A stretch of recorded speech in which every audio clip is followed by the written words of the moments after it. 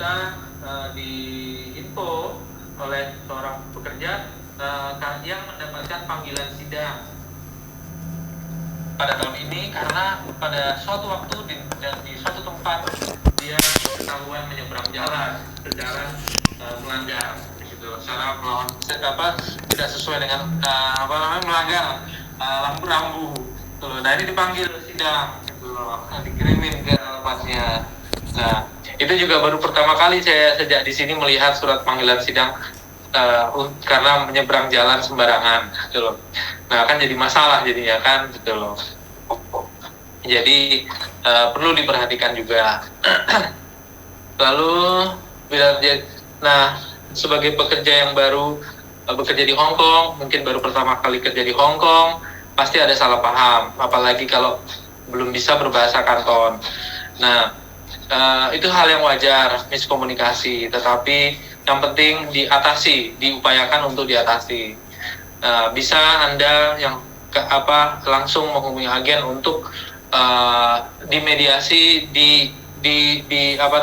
diperjelas kembali apa yang menjadi miskomunikasi, terutama apa yang tidak boleh, apa yang boleh, apa yang menjadi pekerjaan yang harus dilakukan, apa yang menjadi tuntutan majikan untuk Anda bekerja, apa yang menjadi hak-hak Anda yang harus dihormati, dipenuhi oleh majikan, itu diluruskan kembali, ditegaskan kembali. Itu perlu bantuan pihak ketiga, yaitu agen di dalam hal ini. Mungkin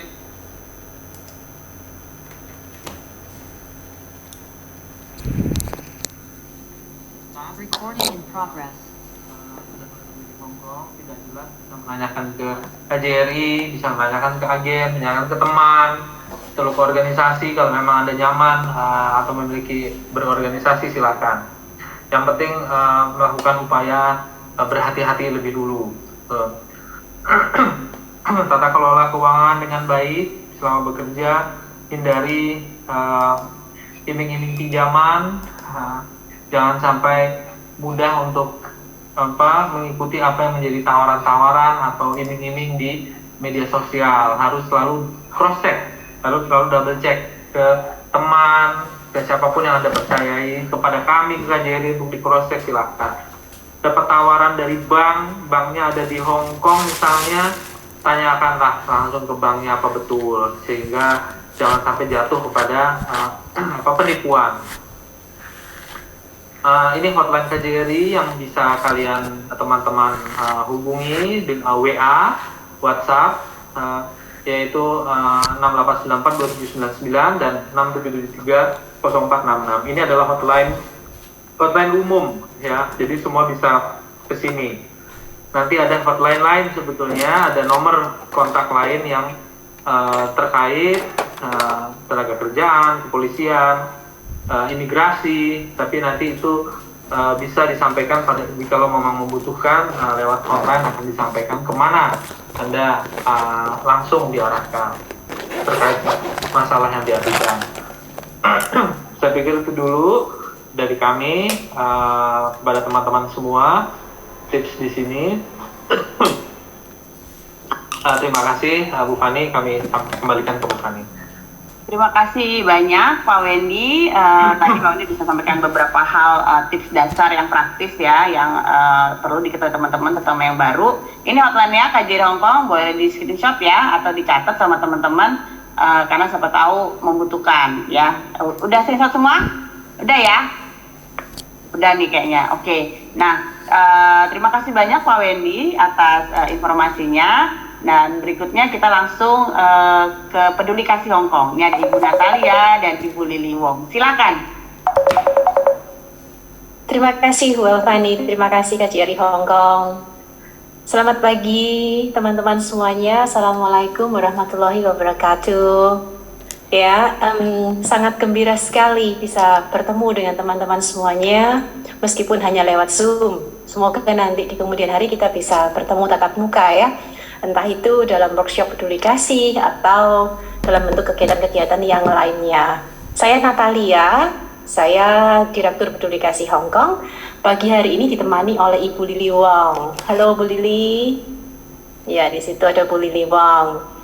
Ya, Bu Lili Wong ini, halo, Bu Lili Wong ini adalah salah satu volunteer di Peduli Kasih yang secara khusus mendampingi teman-teman pekerja migran Indonesia yang membutuhkan pendampingan ke rumah sakit. Ya, jadi untuk teman-teman yang bingung nih, saya ini tidak bisa, bahasa Kanton saya tidak lancar untuk cukup berkomunikasi dengan dokter di rumah sakit.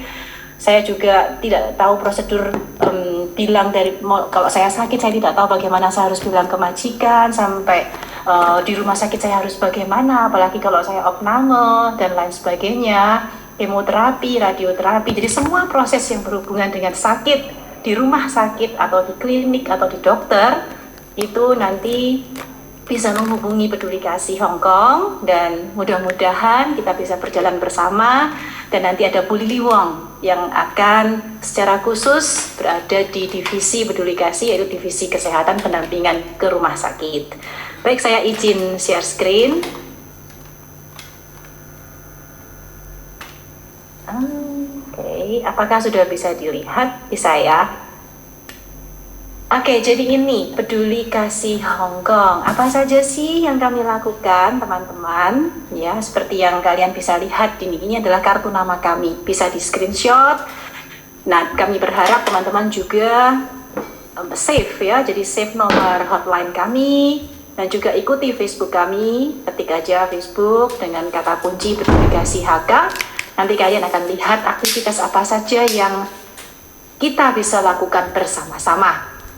Ya, jadi seperti yang tadi saya sampaikan, yang pertama adalah pendampingan ke rumah sakit, seperti yang Bu Lili lakukan saat ini. Kedua, kami juga secara aktif mengadakan beberapa kegiatan, seminar, webinar, workshops, yang berpusat atau berfokus pada pelatihan pendidikan kesehatan fisik dan juga kesehatan mental. Ya, mental jadi secara psikis, secara psikologis, secara kejiwaan. Nah, selain itu kami juga aktif melakukan pendampingan. Yang ketiga adalah konsultasi dan konseling kesehatan mental. Nah, selain ketiga hal yang bisa kalian baca di slide pagi hari ini, kami juga melakukan referral atau pengalihan gitu ya. Jadi untuk teman-teman yang membutuhkan bantuan psikiater atau butuh bantuan untuk dokter-dokter spesialis yang lainnya, maka kami bisa membuat rujukan atau pendampingan untuk teman-teman ke dokter-dokter tersebut. Ataupun juga teman-teman yang membutuhkan shelter atau tempat bernaung secara tiba-tiba untuk hal yang urgent, saya tidak tahu saya harus tinggal di mana, kemudian mungkin agensi penuh atau hal yang lainnya, maka bisa juga menghubungi Peduli Kasih dan kami bisa mudah-mudahan ya, kadang-kadang semua shelter penuh, tetapi mudah-mudahan kita bisa mencari solusi bersama dan teman-teman bisa mendapatkan tempat yang layak untuk menginap. Jadi mungkin untuk menunggu visa atau untuk menunggu proses hukum sedang berlangsung ya, itu namanya shelter. Oke, jadi beberapa hal ini yang kami lakukan bersama-sama dengan teman-teman PMI, Pekerja Migran Indonesia, tentu dengan dukungan KJRI Hong Kong. Nah, teman-teman, seperti yang tadi kita lihat bersama-sama ya, Peduli Kasih Hong Kong ini fokusnya adalah di kesehatan holistik. Bu Natalia, apa sih itu kesehatan holistik ya? Kesehatan menyeluruh, teman-teman. Jadi manusia yang sehat. Itu adalah kepedulian kita semua. Saya yakin, kita semua yakin bahwa kita semua orang Indonesia yang ada di Hong Kong, kita semua peduli pada kesehatan kita. Kesehatan fisik, kesehatan psikologis, kesehatan spiritual. Itu yang dinamakan dengan kesehatan holistik. Ya, kita lihat ya, manusia, teman-teman secara umum aja, manusia yang sehat dan sejahtera, itu ada 8 aspek dalam hidup manusia yang perlu seimbang.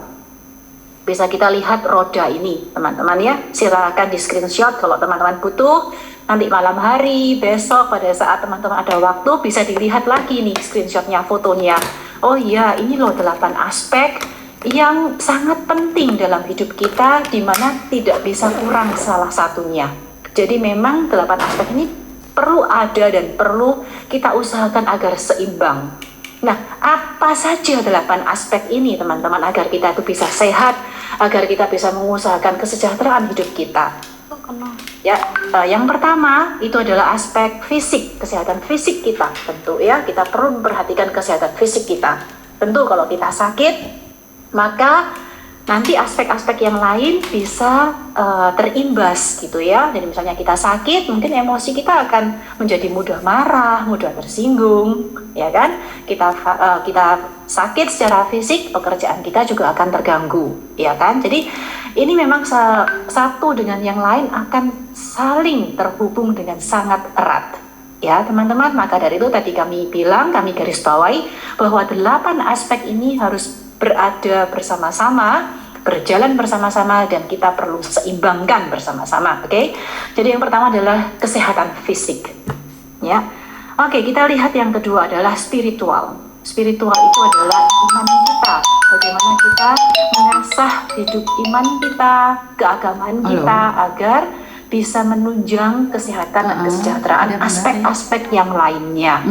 Tentu kita tahu dengan iman yang baik, ya berdoa, melakukan hidup doa yang baik, dan setia pada hidup doa, pada iman kita tentu akan sangat membantu kesehatan fisik kita, emosi kita, pekerjaan kita, sudah dan bisa, yang Mbak. lain-lain. Sudah bisa, Mbak. Oke, aspek yang berikutnya adalah aspek emosional. Mbak, aku soalnya sekarang emosional ini terkait dengan kesehatan mental kita, dengan kejiwaan kita. Kita tahu ini contoh singkatnya aja, kalau kita emosi, kalau kita mudah marah, wah kalau kita sudah marah, nanti kita tekanan darahnya akan naik gitu kan ya. Kalau tekanan darah kita naik, ada teman-teman yang cenderung makannya menjadi banyak makan. Ada teman-teman yang cenderung tidak mau makan sama sekali. Nah, itu kalau berkontinuitas seperti itu nanti pasti akan berefeknya kemana teman-teman? Efeknya ke kesehatan fisik. Nah, kalau kesehatan fisik terimbas, nanti akan berimbas juga ke pekerjaan sosial dan lain-lain. Oke. Aspek berikutnya adalah lingkungan. Lingkungan ini antara lain adalah kita perlu menjaga lingkungan kita agar sehat, bersih, nyaman. Ya, contohnya kalau kita meja kita bersih, atau kalau ke tempat tidur kita bersih dan nyaman, tentu kita akan menjadi lebih gembira. Ini contoh yang mudahnya ya. Kalau kita gembira, kita hidup di tempat yang bersih, atau kita usahakan yang rapi, kita bisa nyaman ada di situ, sehingga emosi kita akan lebih mudah terstabilkan atau lebih gembira karena kita adalah hidup di tempat yang nyaman, menurut kita rapi dan bersih ya. Aspek berikutnya adalah aspek finansial, keuangan ya teman-teman. Ini sangat-sangat penting untuk kita semua. Nah, di aspek finansial ini kita perlu, tadi Pak Wendy mengatakan, kita perlu mengelola, kita perlu belajar bagaimana mengelola keuangan kita dengan baik. Seperti yang teman-teman tahu, sebenarnya teman-teman pekerja migran Indonesia yang ada di Hong Kong dan mungkin juga di tempat lainnya itu dihadapkan pada situasi yang tidak mudah ya. Jadi secara finansial kita memang punya tantangan untuk bagaimana mengelola keuangan itu dengan baik. Bagaimana kita berani untuk mengatakan tidak pada hal-hal yang tidak kita butuhkan. Ya, karena kalau secara finansial berantakan, maka nanti teman-teman bisa bayangkan kan ya, nanti pasti ngefeknya kemana? Ke emosi kita, ke fisik kita, ke pekerjaan kita, ke sosial kita, bagaimana kita bersosialisasi juga dengan keluarga kita, dengan teman-teman kita, dan sebagainya. Oke, aspek berikutnya adalah aspek pekerjaan ya teman-teman. Pekerjaan ini sangat penting. Teman-teman datang jauh-jauh meninggalkan keluarga kalian di Indonesia ke Hong Kong. Ya, tentu pekerjaan ini kalian pertahankan gitu ya. Dan selain itu, jika ada masalah di pekerjaan, maka tentu kalian perlu untuk mencari solusi yang terbaik. Ada apa solusi yang terbaik?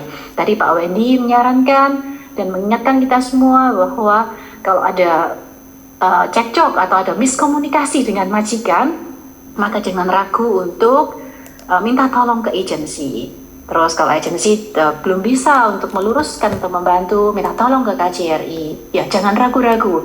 Ya, atau juga bisa berbicara dengan teman-teman yang kalian percaya, ya. Kemudian nanti teman-teman yang kalian percaya bisa memotivasi kalian, memberi arah ke kalian. Oh iya, ini Mbak, silakan ke agent dulu, terus ke KJRI atau ke organisasi-organisasi lain yang bisa membantu. Oke, aspek lainnya adalah aspek sosial. Sebagai manusia tentu kita tidak bisa hidup sendirian kan ya teman-teman.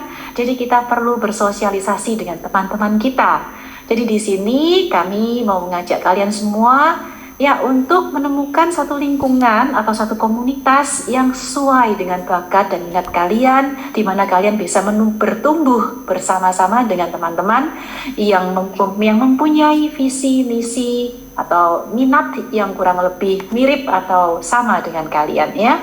Di hari Minggu itu, kalau kalian liburnya di hari Minggu, itu ada banyak sekali teman-teman di berbagai macam taman di Hong Kong ya, itu yang mengadakan berbagai macam kegiatan. Di KJRI juga kami tahu bahwa juga ada beberapa sanggar budaya yang aktif dalam kegiatan tari, angklung atau reok ponorogo, tata boga dan sebagainya. Jadi silakan teman-teman mencari informasi bagaimana agar kalian ini tetap sebagai makhluk sosial tetap aktif mengusahakan kalian bertumbuh bersama, tidak sendirian. Nah, aspek yang terakhir di sini adalah aspek intelektual. Ya, ini adalah bagaimana kita tetap selalu mengusahakan mengasah otak kita, ya, mengasah kerajinan kita, entah itu lewat membaca buku, lewat bertumbuh, lewat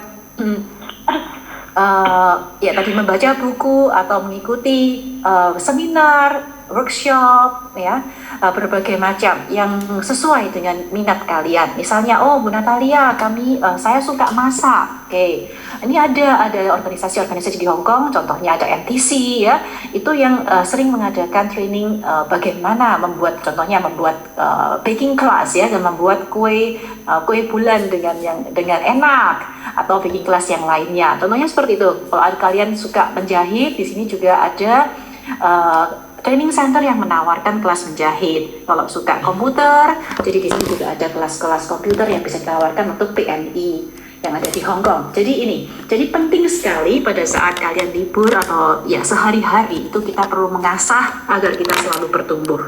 Mengapa teman-teman? Karena manusia akan merasakan dirinya itu hidup, ya, hidup bahwa ini loh saya hidup pada saat 8 aspek ini seimbang berjalan bersama-sama. Ya, misalnya kalau ada satu aja yang tidak ada, hilang tiba-tiba, misalnya hilang pekerjaan tiba-tiba, misalnya ya. Nah, ini kan teman-teman bisa bayangkan semuanya akan terimbas, ya. Demikian pula dengan kalau misalnya emosional kemudian saya marah terus, saya tidak stabil, ini hilang tiba-tiba atau tidak seimbang secara tiba-tiba, maka aspek yang lainnya juga akan berantakan. Ya, jadi 8 aspek ini teman-teman perlu perhatikan dan perlu usahakan selalu agar sebisa mungkin seimbang dan berjalan bersama-sama. Ya. Nah, teman-teman, kita semua tahu bahwa teman-teman PMI yang datang di Hong Kong ini mengalami banyak sekali tantangan. Ya, contohnya yang pertama meninggalkan keluarga. Nah, meninggalkan keluarga, apalagi teman-teman yang sudah mempunyai anak, ya. Saya tahu bahwa teman-teman banyak yang meninggalkan anak-anak kalian, bahkan yang masih kecil-kecil di Indonesia. Ini adalah tantangan yang tidak mudah untuk dihadapi. Nah, tetapi sebagai manusia jangan lupa teman-teman, ya, bahwa kita ini semua sebenarnya diciptakan oleh Tuhan dengan kemampuan untuk mengatasi masalah-masalah atau tantangan-tantangan yang ada di dalam hidup kita. Ya, tinggal bagaimana kita merespons tantangan yang ada.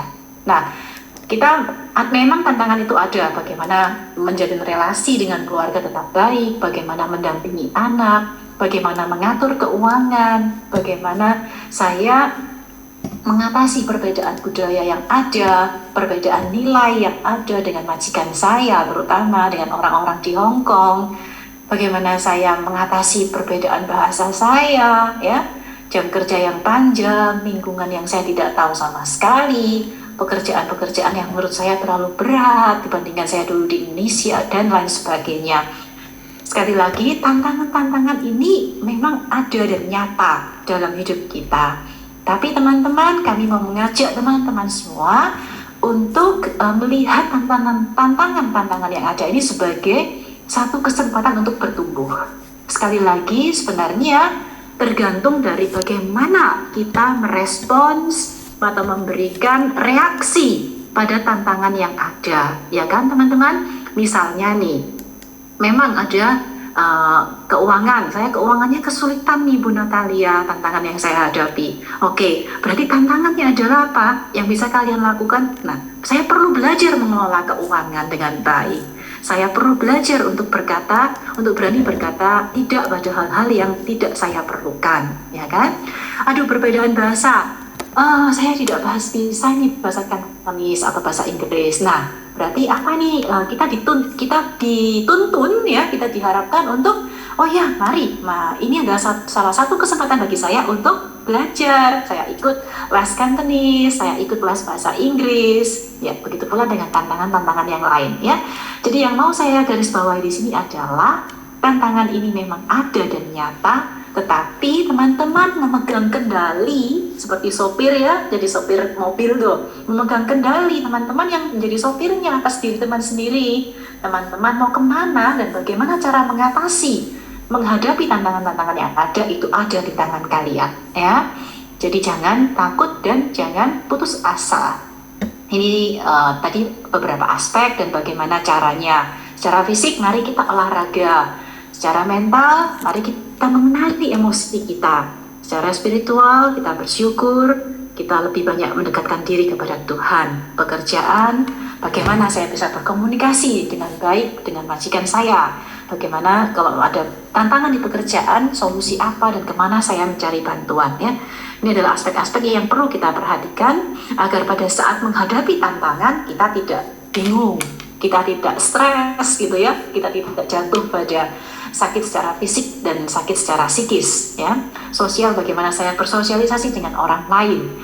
Nah, ini juga penting ya teman-teman ya, 8 aspek ini. Mengapa? Karena pada saat menghadapi tantangan, contohnya kalau aspek sosial kita baik, maka kita punya teman-teman yang bisa memberikan motivasi yang positif kepada kita, ya kan?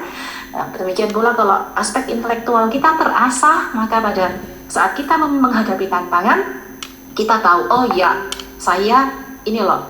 apa yang harus saya lakukan, 1, 2, 3, karena kita sudah biasa membaca buku, kita sudah biasa mengikuti workshop, training, dan sebagainya ya, maka pola berpikir kita akan bisa lebih tertata. Ini pada saat menghadapi tantangan, saya tahu, oh ini saya tidak perlu bingung, yang saya perlu lakukan adalah ini, 1, 2, 3. Ini karena aspek intelektual kita cukup terasah ya. Demikian pula dengan aspek yang lainnya. Maka di sini tadi kami sangat menekankan 8 aspek ini, teman-teman ya. Nah, tentu kita sebagai manusia yang normal ada saatnya kita sakit ya. Ada saatnya kita sakit. Bagaimana sih kalau kita sakit, teman-teman? Nah, yang pertama adalah sakit secara fisik ya. Secara fisik, teman-teman perlu mengerti apa saja gejala sakit yang sedang alami ya. Jangan kemudian tahan sampai sudah sakit, nggak berani saya bilang ke majikan saya, ya kan, nanti sudah parah, taunya udah parah sekali, atau sudah harus masuk rumah sakit dalam jangka waktu yang lama, kan itu merugikan diri kita sendiri ya teman-teman. Jadi teman-teman perlu perhatikan gejala sakit yang kalian alami ya. Contohnya kalau punggung saya kok sakit sudah 2 minggu atau 3 minggu gitu, semakin parah ya. Saya sakit kepala, sakit mah saya kayaknya udah parah banget gitu ya. Tolong komunikasikan dengan majikan.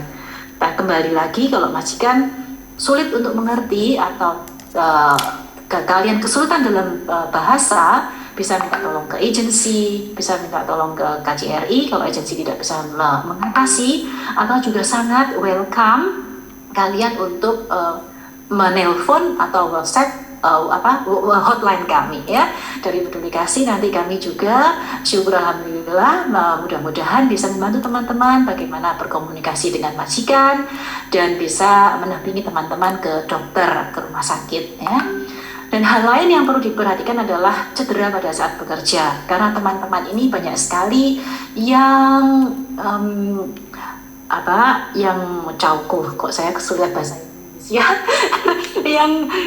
yang bekerja untuk orang-orang yang lanjut usia kan ya, yang lanjut usia. Nah, sehingga teman-teman ini cenderung tidak memperhatikan, teman-teman PMI cenderung tidak memperhatikan pada saat saya keselio gitu ya, pada saat tiba-tiba punggung saya sakit atau tiba-tiba kok saya sepertinya urat terjepit gitu ya, saraf terjepit. Nah, tapi hal-hal seperti ini itu tidak terlalu diperhatikan oleh teman-teman ya, padahal hal ini penting. Jadi pada saat kalian merawat orang tua, terutama mereka yang stroke ya, itu kan pekerjaan yang sangat berat dan punya resiko yang tinggi ya teman-teman. Jadi pada saat kalian merasa punggung kalian sakit atau ada saraf yang kayaknya sakit sekali dan tidak bisa lagi kalian toleransi ya, itu langsung aja tolong dikomunikasikan dengan majikan, agensi, KJRI atau kami ya. Perlu diperhatikan jangan sampai nanti lebih parah. Oke. Nah, selain sakit secara fisik, di sini ada beberapa gejala, teman-teman, gangguan secara psikologis. Teman-teman tidak perlu takut, wah ini apa Bu Natalia gitu ya. Tetapi mari kita kenali bersama-sama mengapa teman-teman, karena kita dihadapkan pada tantangan yang berbagai macam dan sangat normal sebenarnya ya, sangat normal jika kemudian kita pernah mengalami beberapa gejala yang tertulis di sini ya. Gejala depresi pada saat kalian merasa hati kalian tertekan, menangis dengan cukup sering ya, lebih dari separuh dalam 2 minggu, hampir setiap hari. Kemudian kehilangan minat yang akan hal-hal yang dulu kalian suka, muncul pikiran negatif terus, atau bahkan pikiran mau bunuh diri, melukai diri, tidak bisa tidur, sulit tidur, ada perubahan nafsu makan, entah itu tiba-tiba ingin makan terus atau jadi tidak ingin makan ya, atau kecemasan yang berlebihan, selalu mengkhawatirkan hal-hal yang belum terjadi atau mungkin sebenarnya tidak terjadi gitu kan ya, tapi terlalu cemas berlebihan, kemudian sampai sulit mengontrol kekhawatiran hingga gerakan kita menjadi lebih cepat, kita menjadi gerusa-gerusu, sulit tidur dan sebagainya ya, otot-otot menjadi tegang, sulit berfokus. Nah, ini sebenarnya adalah gejala-gejala yang sangat normal untuk dialami oleh manusia. Tinggal bagaimana kita sedini mungkin bisa mendeteksi ya gejala ini ada dalam diri kita, sehingga sedini mungkin kita juga bisa mengobati, karena kita sebagai manusia kita memiliki kemampuan untuk mengobati diri kita sendiri ya. Tapi memang kalian juga perlu pasang rambu-rambu ya, jika beberapa gejala yang ada di sini itu terjadi dalam waktu yang cukup lama, dalam arti lebih dari 2 minggu nih, berturut-turut saya mengalami seperti ini terus Bu Natalia ya, tolong jangan ragu untuk berbicara ya, untuk menyampaikan kepada majikan atau menyampaikan kepada kami. Nah, seperti yang kami tahu dari hasil penelitian yang kami lakukan di lapangan, itu memang banyak sekali teman-teman PMI yang pernah mengalami kekerasan seksual dan kekerasan fisik pada saat mereka di Indonesia. Ya, teman-teman jangan kaget pada saat saya mengangkat hal ini ya. Karena mengapa saya mengangkat hal ini? Karena memang ini sangat banyak sekali dialami oleh teman-teman PMI di Indonesia. Jadi sebelum keberangkatan. Nah, trauma-trauma yang belum terselesaikan di masa lalu, teman-teman, itu menjadi faktor resiko yang bisa memicu ketidakstabilan emosi pada saat kalian menghadapi masalah yang baru yang ada di Hong Kong. Ya, jadi trauma yang belum terselesaikan di masa lalu, ya, yang dibawa sampai di Hong Kong itu menjadi faktor resiko atau yang menyebabkan lebih maksud saya adalah faktor resiko itu apa sih Bu Natalia? Yang bisa menyebabkan kita lebih mudah jatuh atau kehilangan emosi atau lebih mudah jatuh ke depresi, gangguan kecemasan gitu ya. Nah, jangan takut, jangan cemas kalau kalian pernah mengalami ya dan merasa bahwa saya ini belum trauma saya masa lalu, saya masih sangat trauma nih Bu Natalia ya. Kemudian saya sampai saya merasa detak jantung saya berdebar-debar. Saya merasa saya sangat sering marah, sering tidak bisa tidur dan lain sebagainya. Pikiran saya negatif terus ya. Kalau kalian perlu bantuan untuk ngobrol, curhat gitu ya, silakan menghubungi Peduli Kasih Hong Kong. Oke? Jangan pernah takut karena masalah ini sebenarnya adalah masalah kita bersama teman-teman ya, bukan 1-2 orang tetapi banyak sekali orang-orang Indonesia yang pernah dihadapkan pada masalah kekerasan fisik dan atau kekerasan seksual. Oke, kalau saya sakit nih kemana cari bantuan? Nah ini saya berikan ke Bu Lili deh, silakan Bu Lili. Kalau saya sakit kemana nih mencari bantuan? Gimana caranya? Halo, selamat pagi semua. Ya, aku lagi Zoom sama Kak Jerry. Ntar dulu ya. Kalian kira-kira ada perasaan nggak enak gitu ya di badan, ataukah ya diperiksakan? Misalkan kalian ada majikan, kalau ada dokter yang biasa majikan lihat, ya kalian diajak ke sana ya, monggo. Terus kalau memang ada sakit yang ya dalam arti sakit yang lebih berat dari itu ya bisa. Kalau untuk minta saya mendampingi pun boleh. Ibu Lili coba tolong di mana dokter yang kira-kira biayanya juga kalian terjangkau, nanti kwitansinya bisa diklaim ke majikan. Nah, bisa saya antar. Nanti kalau memang ada sakit yang kira-kira agak berat, yang harus direkomen ke rumah sakit, nanti di dokter yang kita lihat itu nanti dia akan buka surat rekomendasi. Nanti saya ajak ke rumah sakit terdekat dekat area rumah majikan kalian, karena nanti untuk pengobatan selanjutnya kalian harus tiap ini mundar-mandir untuk jadi tidak terlalu jauh, makanya harus dibagi per area. Nanti setelah surat rujukan itu diantar ke rumah sakit, nanti rumah sakit akan kita tinggalkan nomor telepon majikan dan alamat, karena sudah akan dimulai untuk pemeriksaan selanjutnya. Surat-surat pemeriksaan untuk rumah sakit akan dikirim ke rumah majikan.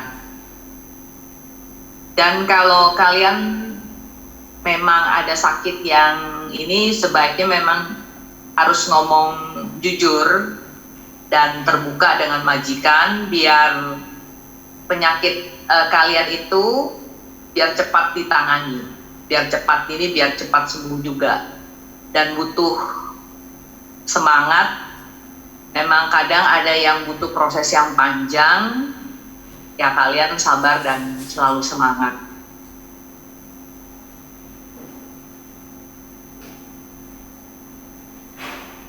Dan bisa juga kalau misalkan ada sakit yang ini, bisa juga untuk antri ke rumah sakit di bagian emergensi rumah sakit terdekat juga boleh.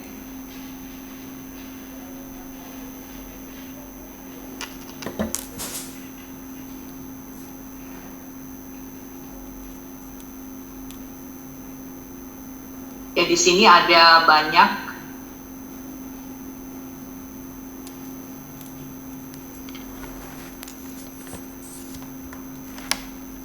ya, paling ini sih dekat rumah sakit yang dekat rumah majikan kalian, karena tidak usah jauh-jauh. Iya, mungkin saya bisa menambahkan sedikit Bu Lili. Jadi kalau kalian sakit gitu kan ya, oh pasti harus bilang majikan dulu ya. Nah, karena mengapa? Karena surat dari rumah sakit nantinya untuk follow up itu akan dikirimkan ke rumah majikan ya.